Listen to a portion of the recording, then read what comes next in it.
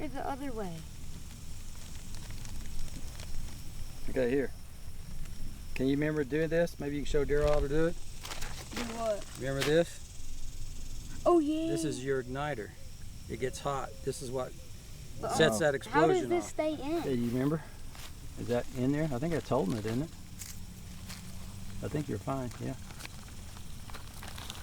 5, 4, 3, 2, 1.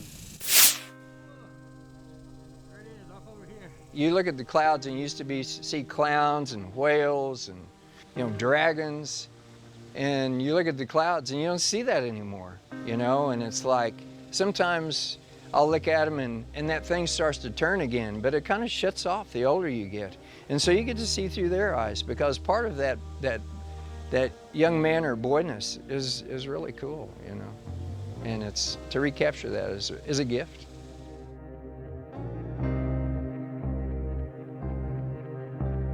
There's so much stuff right in their face, and really the television and movie industry and music's become their mentors in life. And then in a lot of their homes, not all, but in a lot of their homes, there's not anyone there to help guide them and give them boundaries and help process, help talk through things that they do see. And I think those are probably some of the biggest issues, especially in the homes of boys who have absent dads, because moms are busy and they're working, and you have to be there to interact and dialogue with your son about what they experience. Statistically, we know that if you go to the juvenile detention centers, most of the boys there will tell you that they didn't know their fathers. And if they did know their fathers, there's a very conflicted relationship. When they don't have a dad, then they don't see the things that dads do, just the simple things. Boys need to see men in everyday life and be able to see men in what they do. Like what I'll tell a lot of men, if you only do one thing as a father, one thing they see you do is you get up and you go to work and you come home. That's pretty simple.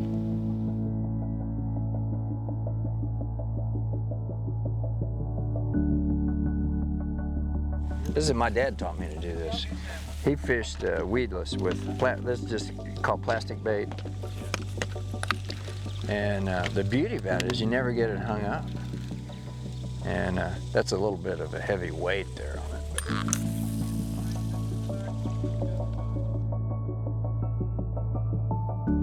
The boys, a lot of times they don't know what they're angry about, but when you get to know them, they're angry about the fact that their dad is absent.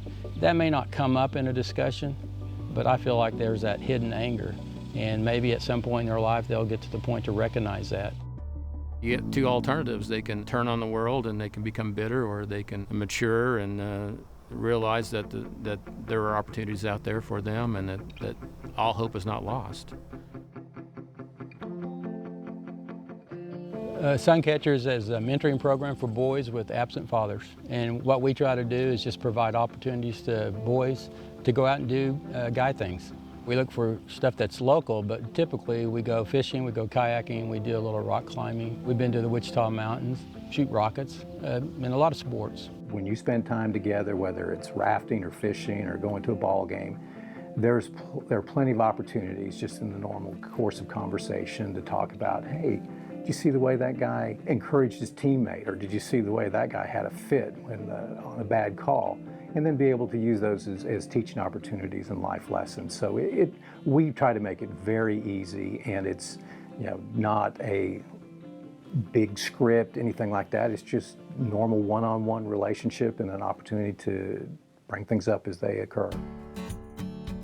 Typically we do team or group mentoring. And team is just where I go out with one or two other guys, and the group course concept is where we take 2 to 4 boys at a time. The reason we do that is because there's so many boys, and there's a lot of boys who need mentors. So we do it where we can reach more boys and do it in a group setting. In a group setting, there's a lot more things going on that we can feed into their life and talk about, give solutions and just discuss about how do we learn to get along.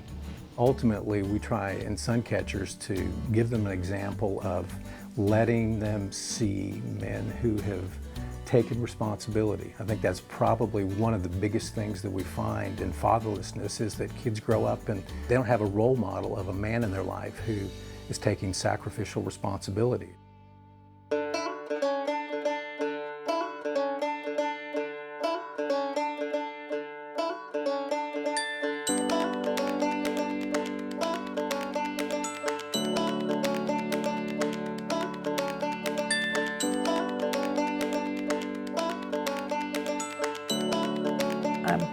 lucky to be able to financially take care of them, but I can't do the guy stuff. They're good kids, but they're kids, and they needed a father image. And so he's been mentoring them for several years. And I like to think that it's an opportunity for me to share some of my life experiences with boys, and there's opportunities every time you're with me.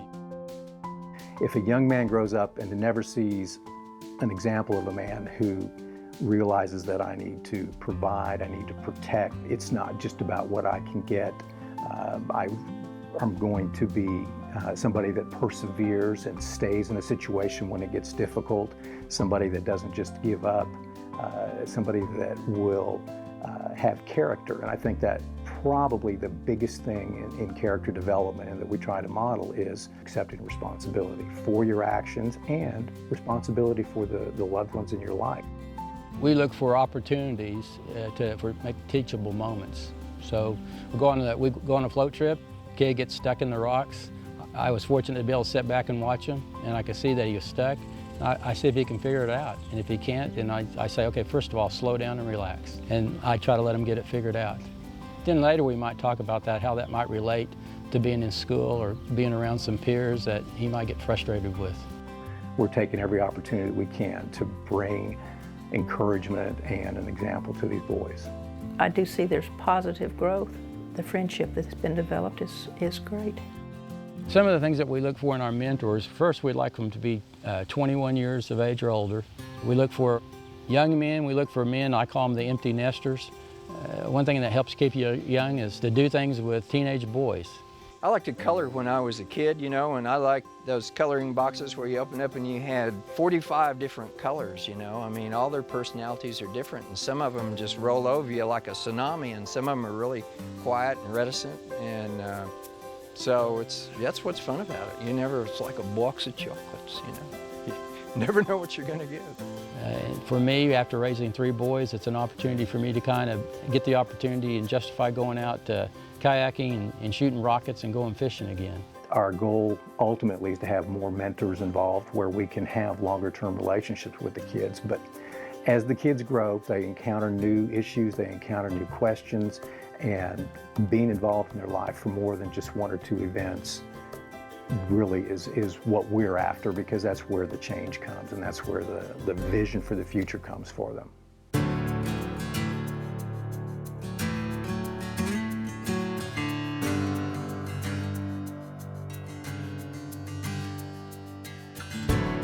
The power of having somebody that believes in you, that believes the best about you and for you, is incalculable.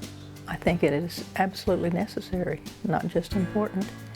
I worked in a counseling center for years, and what I saw again was that boys being brought in for counseling because they were angry, bad attitudes. And what I saw is the fact that they were good kids, and they really probably didn't need the therapist. They needed opportunities to be boys. So I do it because I see boys who aren't getting those opportunities. Well, you know, I kind of feel like I've helped some kids just by being there, not so much what I say or what I do, it's just being there and seeing that they've got a friend and they can lean on you. So it's reassuring. People ask, does mentoring change lives? We have a thing we say, change a day, change a life. So, and by that we just mean that if you take a kid out, we've taken kids out to rock climbing. Well, they never rock climbed. We take them to the other side of the state to go kayaking. They've never been on the river before. So I know this, that we changed that day. And if we have enough days, then we believe that we can change a life. So it's that simple.